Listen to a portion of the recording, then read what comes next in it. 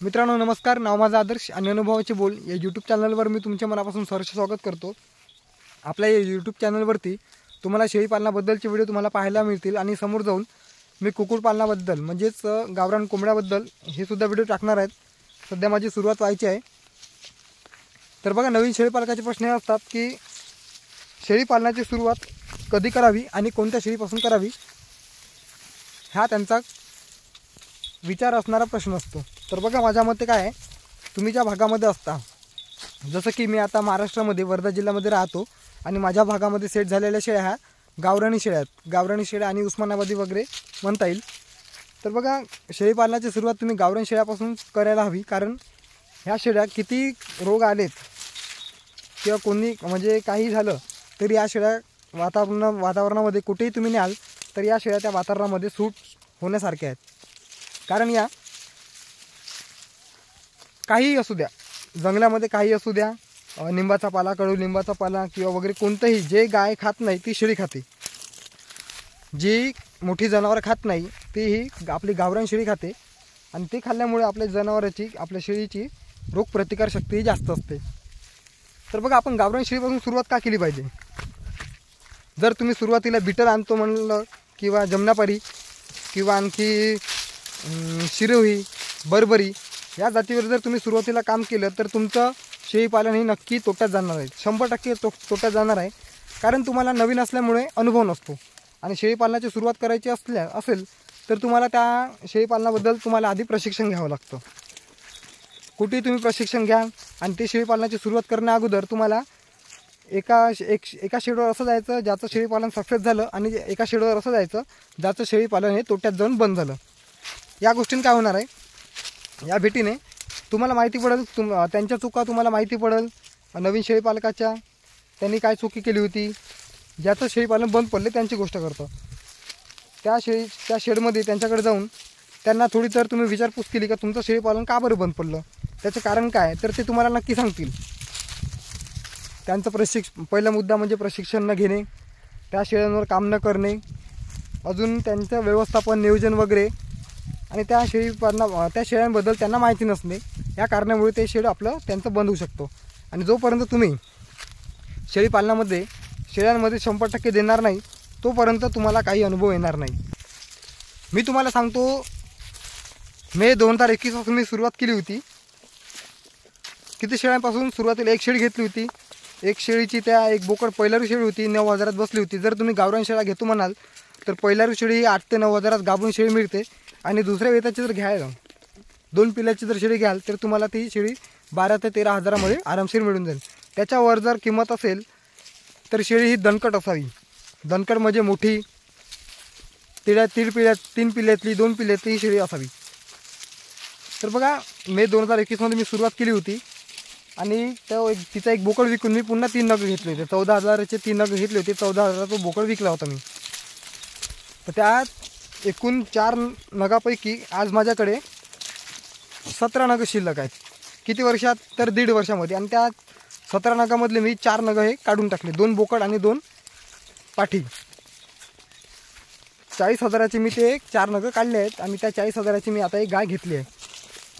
तर बघा, किती वर्षामध्ये, 1.5 वर्षामध्ये. 1.5 वर्ष कसं निघून गेलं माझे मलाच कळलं नाही. मी स्वतः शेळ्या चारतो आणि स्वतः शेळ्यांकडे 100% लक्ष देतो. मी आधी प्रशिक्षण घेतलं होतं. प्रशिक्षण घेतल्याच्या नंतर मला काही सुरुवातीला अडचणी आल्या होत्या डिलिव्हरीच्या वगैरे. म्हणजे त्यांचं डिलिव्हरी काय असतं, काही प्रॉब्लेम होत नाही. पण त्या शेळीचं जर पिलू तिच्या जाळ्यामध्ये जर अटकलं तर ते काढायचं कसं, काय कसं, त्यांच्या जंताबद्दल, त्यांच्या रोगाबद्दल, त्यांच्या लसीबद्दल माहिती ही पूर्ण घेतली होती. तर माझं ही शेळीपालन टिकलं. त्या म्हणजे 17 नगापैकी माझी आता फक्त 2 पिले मिळेल. कारण ती शेळी 15 दिवसा अगोदर ती पिले टाकायच्या आधी तिने 15 दिवसा अगोदर ती पिले टाकली आणि मरून गेली गाबडल्यामुळे. तर बघा मित्रांनो, माझं म्हणणं हेच आहे की तुम्ही गावरान शेळ्यापासून सुरुवात केली पाहिजे. कारण गावरान शेळी अशी आहे की तिच्यापासून आपण लवकर काही ना काही गोष्टी शिकतो. कोणताही पाला असू द्या, काय पण खातात शेळ्या. निंबाचा पाला तुम्ही त्यांना द्याल तर निंबाचा पाला चांगला असतो. त्यांच्या पोटामध्ये जंत वगैरे असतील तर त्या निंबाचा पाला खाऊन त्या पोटातले जंत तिच्या आपोआप हे मरून जातात आणि आपली शेळी निरोगी राहते. हप्त्यातून कमीत कमी तुम्ही तिला हप्त्यातून 2 वेळा फक्त निंबाचा पाला टाकला पाहिजे, कडुलिंबाचा पाला.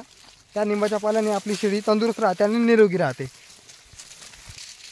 तर आता बघा, सुरुवात किती शेळ्यापासून केली पाहिजे आपण.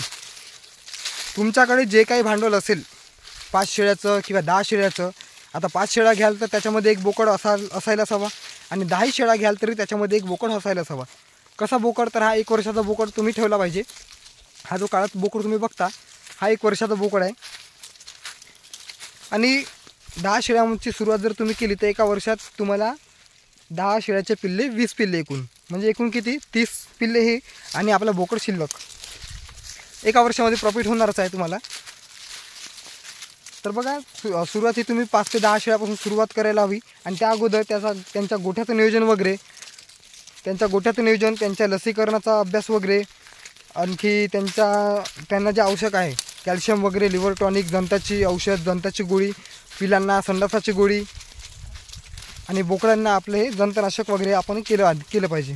तुम्ही जर शेळ्या निवडत असाल तर बाजारामधल्या शेळ्या कशा निवडायच्या आणि कोणती शेळी निवडली पाहिजे हे मी तुम्हाला व्हिडिओमध्ये सांगितलं आहे. तुम्ही शेळ्या ह्या जर तुम्ही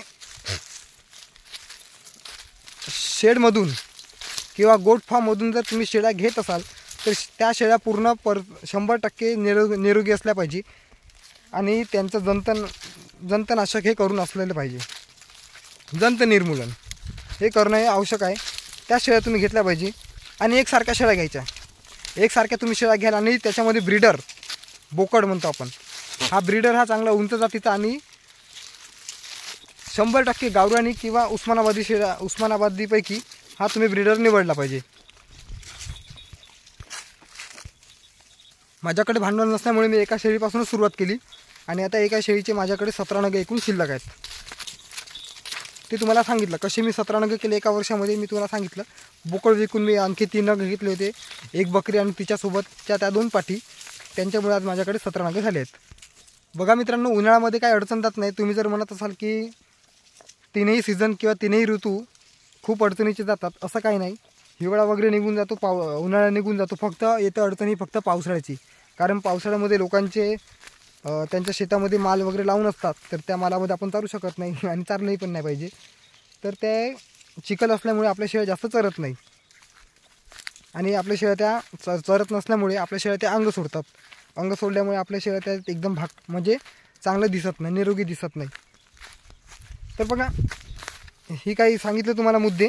शेळी पालनाची सुरुवात कुठून करावी, कशी करावी, त्याच्या अगोदर आपण काय केलं पाहिजे याबद्दल अजून तुम्हाला मी समोर सांगणार आहे. जसे जसे माझ्याकडे काही अडचणी येतील त्या अडचणी मी तुम्हाला समोर सांगणार आहेत. तर बघा मित्रांनो, धन्यवाद व्हिडिओ बघितल्याबद्दल. मी तुमचे आभार मानतो आणि तुमचे काही अनुभव सांगू शकतात की शेळी पालनाची सुरुवात कुठून केली, काय केली, कशा प्रकारे केली, कोणत्या शेळीपासून केली, हे तुम्ही मला कमेंटमध्ये सांगू शकता. धन्यवाद मित्रांनो. आणि अनुभवाचे बोल या यूट्यूब चॅनलवर जर तुम्ही नवीन असाल तर चॅनलला सबस्क्राईब करा आणि व्हिडिओला लाईक करा आणि बेल आयकॉनला प्रेस करा, जेणेकरून शेळी पालनाबद्दलचे व्हिडिओ तुमच्यापर्यंत पोहोचले पाहिजे. धन्यवाद मित्रांनो.